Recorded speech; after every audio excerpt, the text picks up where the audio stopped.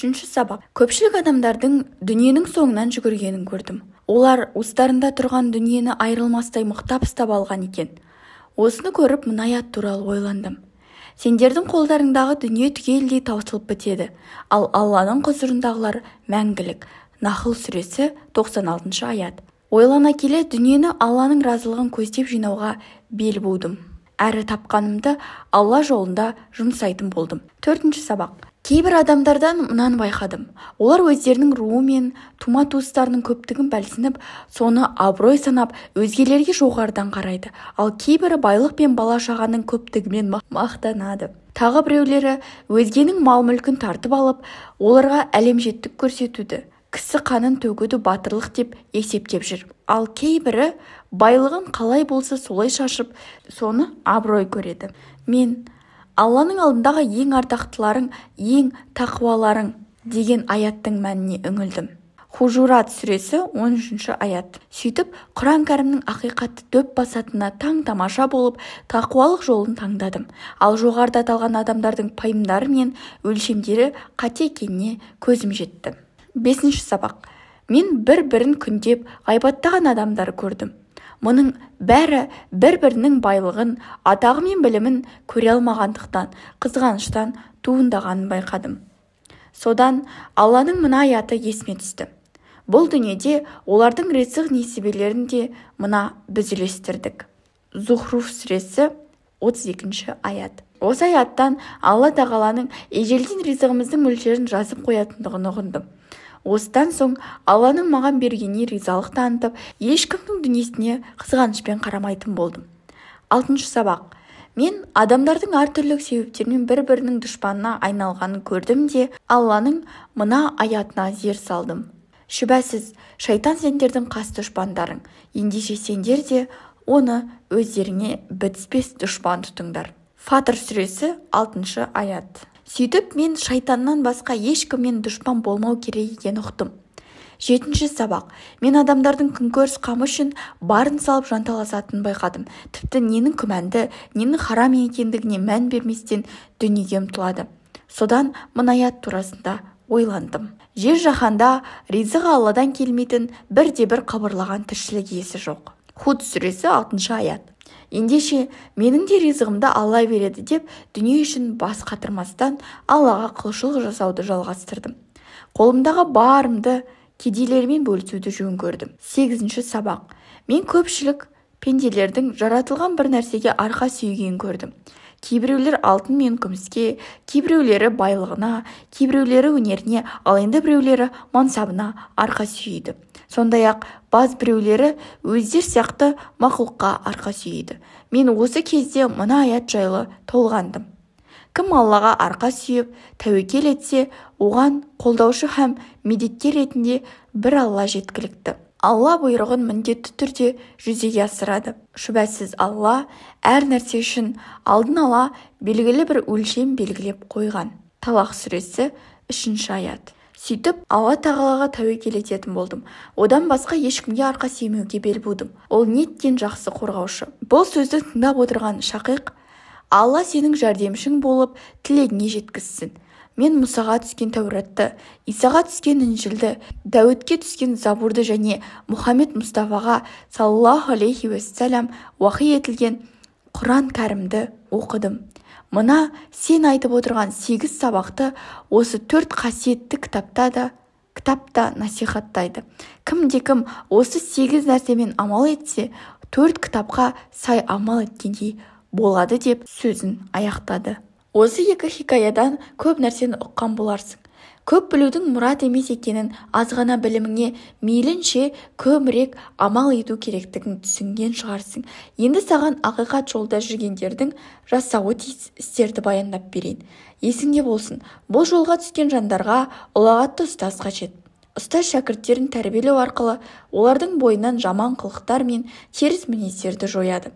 Сол арқылы туралыққа бастайды. Жақсы ұстаздың адам өміріндегі орнын мына мысалдан түсінуге болады. Диханшы еккен егіні мол жеміс беру үшін егіннің арам шөбін жұлып түбін қопыстады. Сол секілді жақсы ұстаз да шәкірттерінің бойындағы теріс қылықтарды жоюдың жолын қарастырады. Иә, бұл жолдың жолаушысына оның қателерін түзеп туралыққа бағыттап отыратын ұстаз міндетті түрде қажет. Өйткені Алла тағала тура жолды көрсетіп бағыт-бағдар берсін деп адамдарға пайғамбар жіберді. Алла елшісі дүниеден өткеннен кейін адамдардың тура жолға бастау міндеті халифаларға жүктелді. Туралыққа бастайтын ұстазды муршид дейміз. Муршид пайғамбарымыздың міндетін жалғастыру үшін ең алдымен ғалым болуы шарт, бірақ ғалымдардың барлығы муршид бола бермейді. Кез келген адамды өзіңе жолбасшы етіп шатаспауың үшін саған шынайы ұстаздың бойындағы белгілерін айтып берейін. Ол дүние байлыққа және мансапқа қызықпайды. Білім шежіресі Алла елісіне барып тірелетін өресі биік айтулы ғалымдарды өзіне ұстаз тұтып, солардың соңынан ерген адам болуы тиіс. Намаз, садақа, ораза секілді құлшылықтары көп, ұйқы, бос сөз, ас-ауқатты мейлінше азайтқан, сол арқылы нәпсісін тәрбиелеп, рухын шыңдаған жан болуы қажет. Бұған қоса, бұл ұстаз өзінің ұстазынан бір ила жамаған, оның көркем мінезін өзінің бойына мейлінше сіңіре білген жан болу керек. Көркем мінездің элементтерін бұлайша тізбектеуге болады. Сабыр, салауат, шүкір, тәуекел, терең сенім, яғни яқин, қанағат, жүректің бекемдігі, мейірімділік, кішіпейілділік, білім, шыншылдық, ұят, адалдық, салмақтылық, тағы басқасы. Міне, осы қасиеттерді бойына сіңірген жолбасшы ғана пайғамбарымыздың мирасқоры шамшыраға бола алады. Бірақ мұндай адамдар ілуде бір, өте сирек. Егер алда-жалда кімде-кім дәл осындай ұстазды кездестірсе, ізінен қалмай оны құрмет тұтсын. Сыртқы құрметтің белгісі мынадай болады. Онымен қандай да бір мәселеде талас-тартысқа түспей, қателігін көрсе, бетіне баспау. Намаз кезінде алдына жайнамазын жайып, біткен соң оны жинап қызмет көрсету. Сондай-ақ ұстазының көзінше нәпіл намазды көбейтпеу қажет. Ұстазының көзінше тек оның айтқанын ғана орындау. Ішкі құрметтің белгісі мынадай болады. Ұстаздың сөздерін сырттай қабылдап және ішкі дүниеңмен де, іс-әрекетіңмен де құптау. Егер олай етпесе, бұл екіжүзділікке ұқсап қалады. Ал егер де оның сөздерін іштей қабылдай алмаса, ішкі дүниесі мен сыртқы іс-әрекеті сәйкес келу үшін ұстазын ауыстыруы ләзім. Ал егер лайықты ұстаз таба алмаса, мінез-құлқы нашар адамдардан аулақ жүру керек. Сонда лағнет атқыр шайтанның жамандығынан аман болады. Мүмкін болса, ақиретіңе пайдасы тимейтін, байлықтан бас кешіп, сені тақуалыққа бейімететін кедейлікті таңда. Ескерту, мұнда тек ақиретке пайдасы тимейтін байлық жайлы айтылып отыр. Әйтпесе, мәселе байлықта емес, адамда. Дініміз бай болма, дүние мүлік жима демейді. Қысқасы, адам өзінің шамасына қарай мейлінше тақуалыққа жақын жағдайды таңдауы керек. Шынайы сопылықтың екі түрлі ерекшелігі болады. Бірі истиқама, екіншісі адамдармен көркем мәміледе болу. Истиқама дегеніміз құлшылық жасауда нәпсіні аяп қалмастан Алланың әмірлерін жетесіне жеткізіп орындауға тырысу. Ғұламалар истиқама сөзіне мынадайда анықтама берген. Истиқама дегеніміз уәденді әл-мисақ уәдесі орындап, мейлінше адалдық танытуың және тура жолда нық тұру. Ал ас ішуде, киім киюде, қысқасы барлық діни һәм дүниелік істерде орта жолды ұстану. Кейбір ғалымдар истиқаманы пенденің ақыл мен нақылға, яғни шариғатқа сүйеніп құлшылық етуі деп түсіндірген.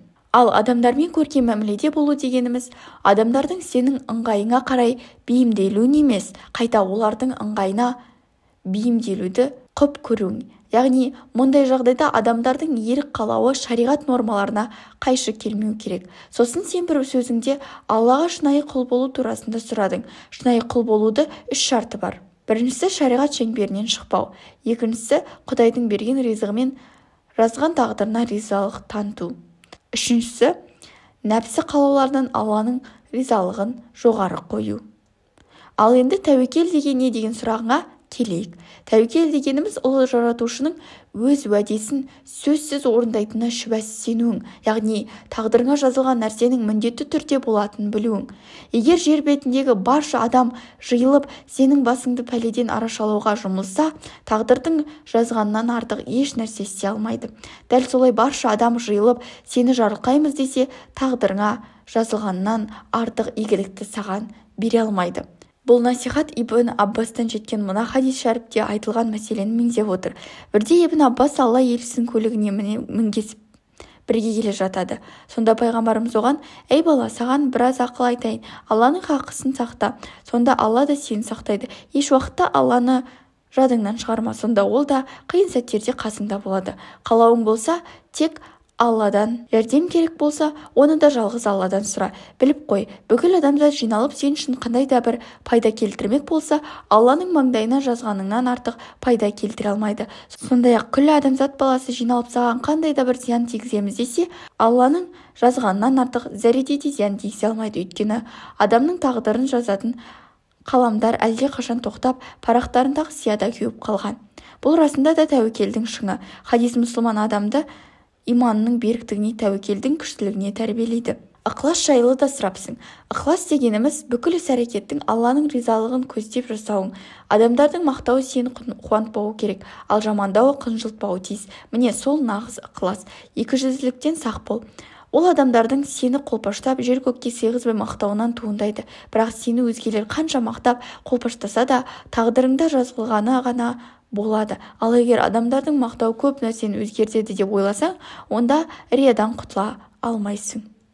Қалған сұрақтарыңа жауапты менің еңбектерімнен қарауыңа болады. Ал кейбірін уақыты келгенде өзің ақылғасың. Білгеніңе амал ет, білмегенің өзі-ақ ашылады.